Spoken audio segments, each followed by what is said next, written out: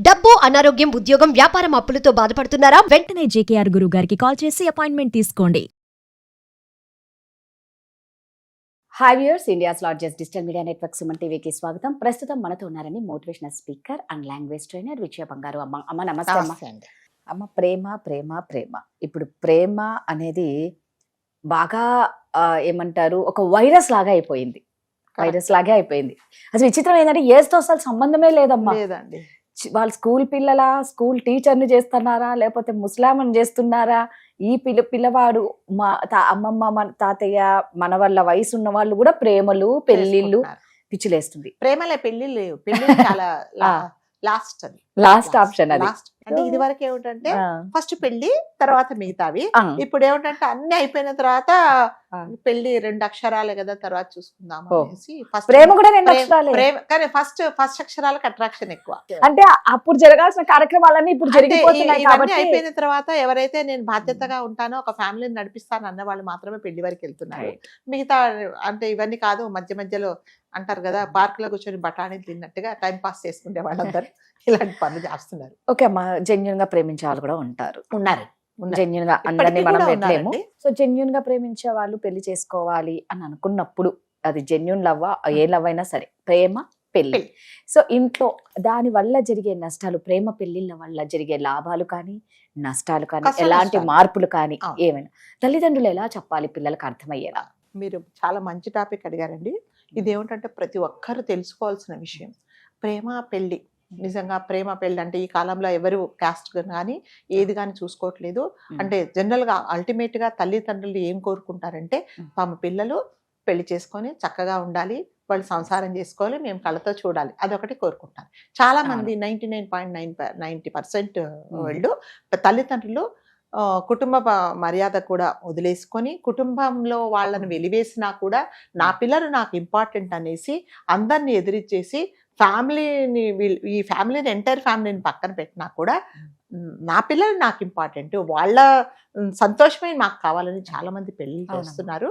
So అదృష్టవశాత్తు కొంతమంది నిజంగానే బాగుంటున్నారు. సో ప్రేమ పెళ్లి చేసుకుంటాము అన్న పిల్లలకు కంపల్సరీగా తల్లి తండ్రి కొన్ని విషయాలు చెప్పాలండి. అంటే ఇప్పుడు నువ్వు పుట్టి పెరిగిన వాతావరణం వేరే, మన ఇంటి వాతావరణం వేరే, మన ఇంటి పరిస్థితులు వేరే. నువ్వు ఒక ఇంటికి అంటే అక్కడికి వెళ్ళి అక్కడే ఉండాల్సిన పరిస్థితులలో పెళ్ళి అంటేనే అంతే, నువ్వు అక్కడే ఉండాలి. సో అలాంటప్పుడు ఎటువంటి పరిస్థితులలో కూడా నేను అడ్జస్ట్ అయిపోయి ఉండగలను, ఎందుకంటే నా ఇష్ట ప్రకారం నేను వెళ్తున్నాను.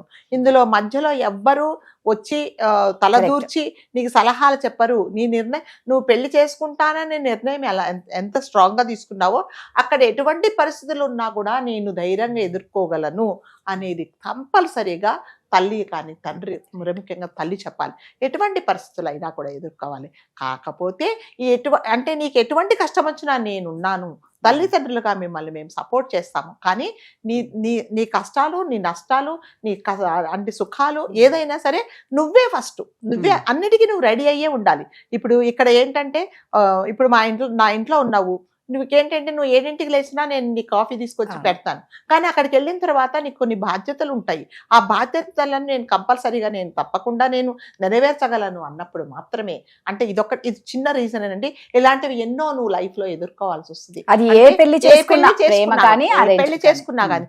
మరి ముఖ్యంగా ప్రేమ పెళ్లిలో ఏమవుతుందంటే, ఇక్కడ కొన్ని అంటే తల్లిదండ్రికి తెలియకు అంటే ఇష్టం లేకుండా అబ్బాయి అమ్మాయిని తీసుకెళ్ళినప్పుడు తప్పకుండా నీకు ఎవరి మంగళహారతి ఇచ్చి లోపలికి రానియరు.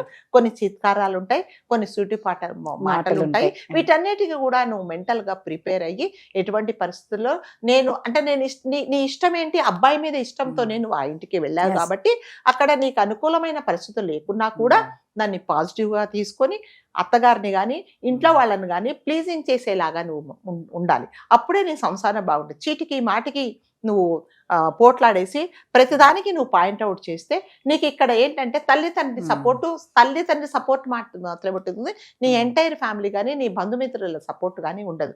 అలాంటప్పుడు ఏమిటంటే మళ్ళీ తల్లిదండ్రులకు ఎటువంటి పేరు వస్తుందంటే, మేము చెప్పాము ప్రేమ పెళ్లి చేయొద్దని, ఎంకరేజ్ చేయొద్దని, ఇప్పుడు 4 రోజులకే వెనక్కి వచ్చిందని మళ్ళీ తల్లిదండ్రులకే మాట వస్తుంది అనమాట. సో ఎటువంటి పరిస్థితులలో కూడా ఎటువంటిదైనా సరే, ఆహారం అలవాట్లు కానీ ఏదైనా సరే వాళ్ళతో నేను కాంప్రమైజ్ అవుతూ ఉంటాను. కొన్ని విషయాలు నాకు జరగనప్పుడు, నాకు నష్టంగా జరిగినప్పుడు, నాకు ఇష్టం లేని జరిగినప్పుడు కూడా నేను అక్కడ అడ్జస్ట్ అయిపోయి ఉంటాను. అటన్నిటికీ కదా. అంటే పెళ్లి చేసుకున్న తర్వాత లైఫ్ ఒకలాగా ఉంటుంది, పెళ్లి చేసుకోక ముందు ప్రేమ పెళ్లి ప్రేమ. మరి ముఖ్యంగా అవును. నీ లైఫ్